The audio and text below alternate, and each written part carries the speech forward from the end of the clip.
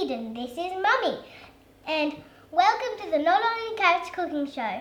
My mum wrote a cookbook called No We Don't Only Eat Carrots, Plant-Based Food for Humans. Today we're going to do a bonus recipe, Nutmeat Pasta. Let's get started. Ding, ding, Good, ding, perfect. ding, ding. All right. How you going, guys? Welcome back. Today we have this delicious meal. My husband actually came up with this recipe and it's a family favorite. So we wanted to share it with you too. And we get to eat it for lunch. So that's a good bonus, isn't it? Yum, yum. Now this is some boiling water I've had on the stove. It's roughly 2 litres, and for our family, that's a family of 4, so that's 2 adults and 2 little kids. We actually use half a packet of the wholemeal pasta. If you've got a bigger family, obviously you can cook more, so we're going to halve that. Yep, pop that into the... Make sure you always put your pasta into boiling water, otherwise it'll turn to mush while you bring it back to the boil. Just put it straight in there. And we're going to add a couple of teaspoons of salt. I do find that wholemeal pasta needs more salt than white pasta. So thank you, Eden. We'll leave that in there now, and I'll put it on the stove.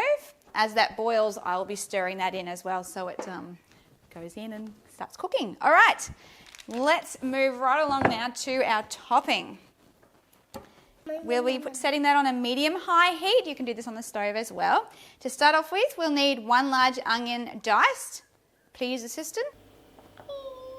Thank you. And we need the olive oil, please. A couple of tablespoons of that. It's a teaspoon. I didn't put a tablespoon measurement out today. I just know how to do it. Hey, you're too smart. All right, and we're going to cook that now, and we'll add some garlic. We'll do 2 heaped teaspoons of garlic. I have a very vocal assistant today. Let's lean over while we do that. Not too big. Whoa. Ouch. Go lower. Aim lower with it. Calm down. That's it. Thank you. Put the lid on for me. That's perfect. The aim with your garlic and onion is not actually to brown the onion. You're actually, just bring the heat down if it's a bit too splashy. You're just trying to soften your onion, and once it's clear, we're good to add everything else. It is. That's really jumpy garlic, isn't it? So happy to see us. Woo! What we'll do is we'll actually add our nutmeat in now, so that can be seared a little bit. There's the nutmeat in at the front. Nutmeat is a meat alternative. That's it. Good girl. That's a Veggie Delights brand here in Australia. It's 400 grams. So if you add 400 grams of a vegan mince, or you can blend up the glutens or the vegan sausages that we have in the cookbook, and that goes in really well in this recipe as well. While this is cooking a little bit, I'm just going to double check my pasta, and then I'll walk you through the other ingredients. Eden, can you stir that while I check the pasta, please? See, Eden, how the onion is a little clear now? That means we're ready to go with our other ingredients. To start off with, yes, we'll get the tomatoes. We have a tin of tomatoes. It's 400 grams. Make sure you pour them low so they don't splash. And we also have a tin of red kidney beans. They're drained, which is roughly 1 cup of cooked kidney beans. Both the nutmeat and the kidney beans add iron and protein to our meal. Now we have a large carrot, and we've just chopped it into carrot sticks. You can chop it smaller than that if you like, and some people put them in the hummus in Mummy's cookbook. You can. Hey, high five for a shameless plug. All right, you can also grate that carrot if you prefer to not have the chunks in there, and it can be good to hide it if kids aren't keen on it. And we have a small broccoli, or broccoli if you're in the States. I've chopped off the stem and I've just sliced it into florets. So, Florets? florets are little broccoli trees. Yum, yum. What we normally do is add in a tin of grape juice, but we didn't have any today. And apple and blackcurrant juice works just as well. Sure. So I actually just fill the tin up again to the top and then pour that in. It's just adding sweetness. We will add a little extra sugar now. We'll add in some rapadura. I thought I'd mention too, for the other cooking shows when I've held this up, it does say panela on the front, and panela is another word for rapadura. Oh, that one had garlic. That would have been interesting. Can I put it in? Where's your manners? Please, can I have All right. please, too? 2 lumps. Now we also need to add in some salt for flavour. So we'll add in 1.5 teaspoons of salt. The one spot around here. Okay, thank you. And I'll do the other half. All right. And now we want to add in our herbs as well. So this is basil, dried basil. You can use fresh if you have fresh basil or oregano or parsley. They're all great herbs to add. But we did 2 teaspoons of the dried basil today. And we're going to stir this through. All right, we have one more ingredient to go, and that is our tomato paste. Tomato paste is added not only for flavour and colour, but it also thickens up the whole dish. So we're going to do a couple of heaped tablespoons. Sure. And we'll stir that through. It's not flopping off. Doesn't want to come off, does it? There we go.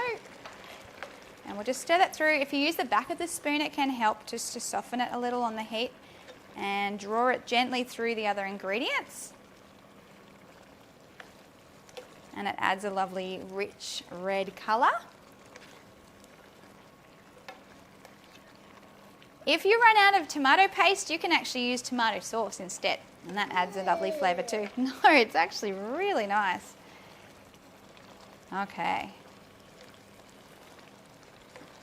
All right, that looks great. So what we need to do now is we'll put a lid on this and leave it with the lid open for 30 to 40 minutes. You can even leave the lid on the side if you notice that there's a lot of liquid still.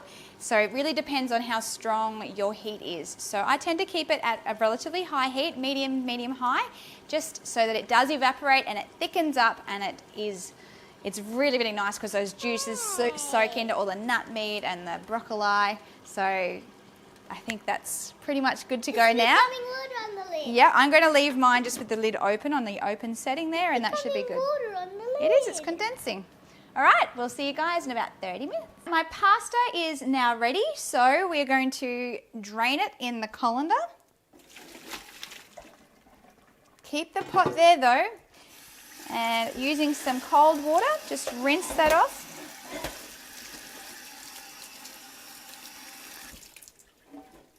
Shake the water from the pasta, put it back in the pot, and with the lid on, but you're just setting that aside now. It doesn't need to be on the heat, and once your pasta is ready, the pasta sauce, we'll put them together. Okay, so our pasta and our nutmeat pasta sauce are now ready to go together. Get a serve of pasta and add to that some of our lovely nutmeat pasta sauce. Nice and chunky on top. As you can see, it reduces really nicely. Make sure you've got a bit of everything on there, some broccoli on the top. Now, Eden, would you like to put a dollop of cashew mayonnaise on there, please? Thank you. And as Eden mentioned earlier, we can now add some savoury yeast flakes and salt. So we just put a sprinkle of these. These are nutritional yeast flakes. Get them from a health food store. And a little bit of salt if you want some extra salt. Perfect. All right, we'll set both of those aside. I was about to put it on backwards. And this is the nutmeat pasta. I hope you enjoyed this recipe today. Please subscribe to our channel and click like. Of course, share this video with your friends. And there are so many more cooking shows coming, so make sure you check out the channel. We also have some vegan information shows coming as well. Eden's sister Tamar did one this morning about what vegan kids can eat for breakfast. So make sure you keep an eye out for that too. All right, well, we'll see you next time then. God bless. Bye.